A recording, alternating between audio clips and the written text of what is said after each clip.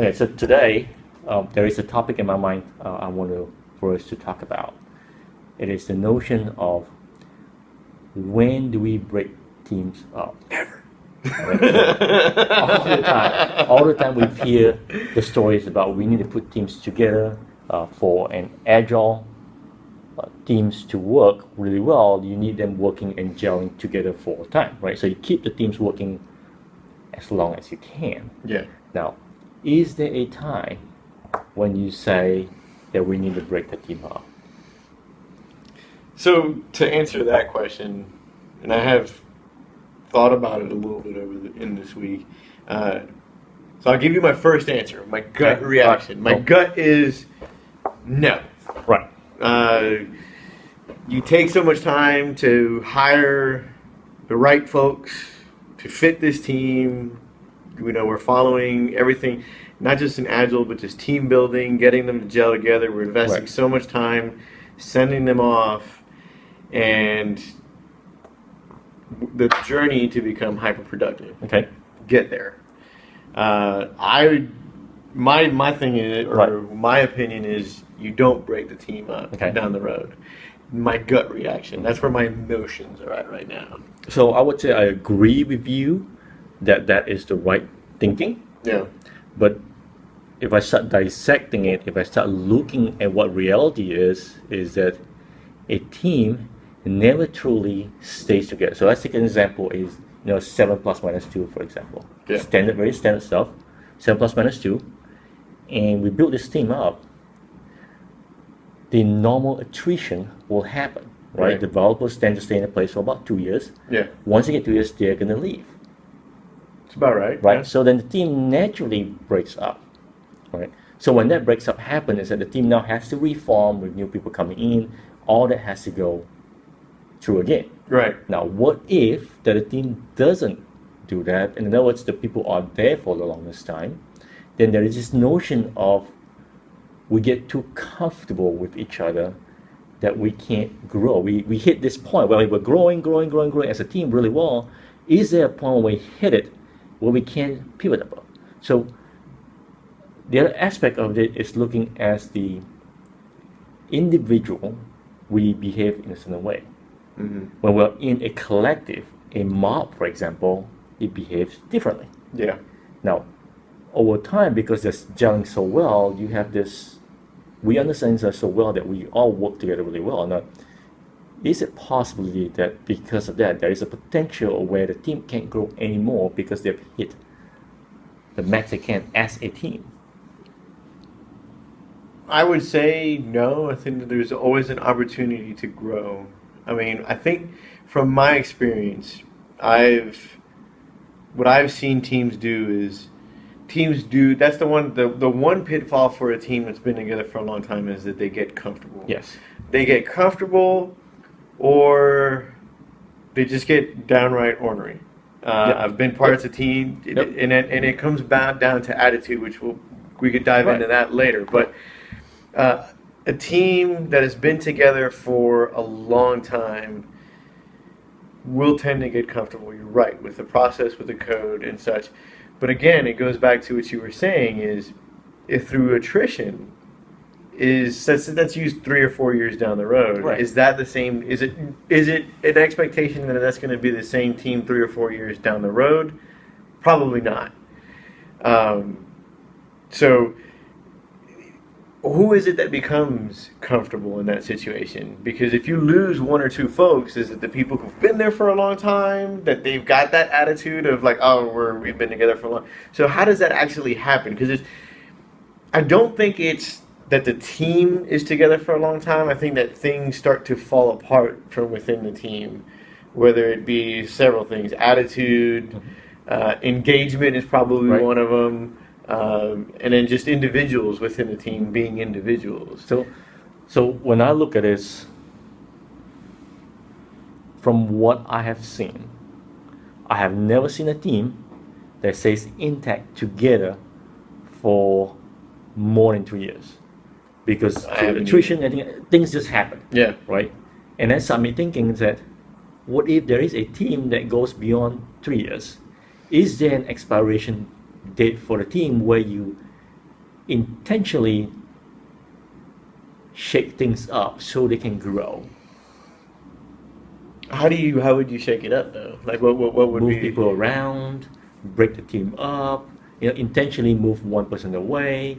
I know it doesn't happen most of the time because most of the Yeah. time the normal attrition things will happen, right? Either people move, get promoted, they move to different positions, they move to different teams, their interests change, they move from one role to the next. That's the normal thing. Yeah. But what if a team stays in tech for so long? Does it make sense to bring them up? Now, the reason why I bring this up topic is because when I went over some of the books that I had at home, Yeah. clearing through my books, and I pick up one of my MBA books, and it has nothing to do with Agile. Yeah. It's just purely about teams forming, norming together. And there was one paragraph on there, it talks about this, exactly that there is a point in time where you actually do want your team to break up because you want them to perform better. You want the individual to be challenged, to be uncomfortable, therefore they are better. Which is very interesting. Uncomfortable with the people that they're around and working with. That's right. I mean, it makes sense. I mean, you look at some organizations; they'll do a hackathon and they'll pair up with a bunch of folks who Right. they're not familiar with, and there is a little bit of a different dynamic. But from an organizational perspective, this is where I have a hard time with Right. it. Is you've got a team, regardless if they've been together for 2 or 3 years. Let's say that they've been together for 3 years. There's been attrition. They've got their own team culture, hopefully, that they're pushing that.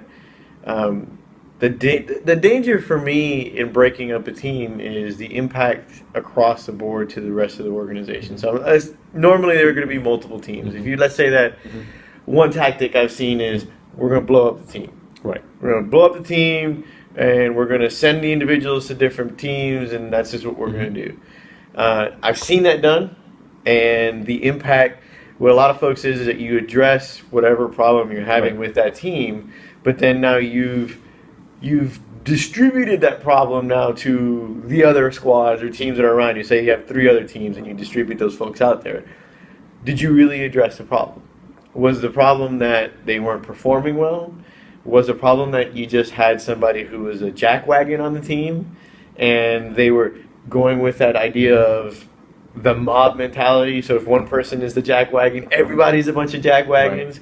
The danger with that is, and this is my hot take. Right. For the But moment. in that example you just provide for that jack wagon, you will actually take that person out, right? You will try to solve the problem by taking that one person out. That is, Right. that's, I wish, I've seen that, I have seen that avoided more than I have seen it addressed. In my Right. So time. by taking it out, we're talking about not necessary in certain instances where it's extreme enough where you don't actually take them out, put it in another teams. You actually say, you know what, you're not working out first, you're removing that. Now when you do that, the team is still having to reform. Right? They will reform, right? It'll be a brand new. So in that case, if you've got one individual that's causing all kinds of nightmares, let's just say that they're being just outright a pain in the butt. Right. It's on the management, it's on the leadership to have that conversation. Even the team, I've had instances where the team has had something like that going on and they have addressed it themselves, and then they've worked with leadership like, this isn't going to work. Right. We are fighting battles more than we're actually accomplishing things. And having that conversation took care of business. They went through the reforming because it was a loss, and they went through the reforming. Were they as good as they once were? No. But they were actually starting to produce yet again, not to the level that they once were with that individual or set of individuals, but they were able to kind of live and coexist for a while longer. So I'm going to poke here a little bit. Just do it, do it. I'm going to poke you a little bit. So when we say that they did not perform, right? Yeah. So we're looking, correct me if I'm wrong, we're looking from performing as a team, but did that individual grow? Did those individuals grow themselves? Did they go on to move on to not just producing work, but did the individual grow?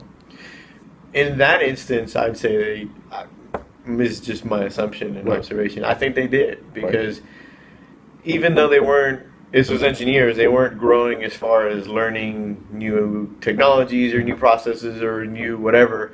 They actually learned something about, I guess you want to say leadership or interaction with teammates, is that they had a couple choices. They could have just shut up and dealt with it, and they would have hated their time at work, or they could have had the tough conversations and learned how to engage somebody who's Right. being that So, way. so that in essence is the people over the process, right? Yeah. So when and I look at it as it's not just a team thing. It's if you go the extreme, it's just what happened if we say all of these 4 squads, you guys figure out how to form 4 squads. You guys figure out how you're gonna break the work out. Yeah, Your problem, that's an interesting approach. right? So essentially, what's shaking things up Yeah, that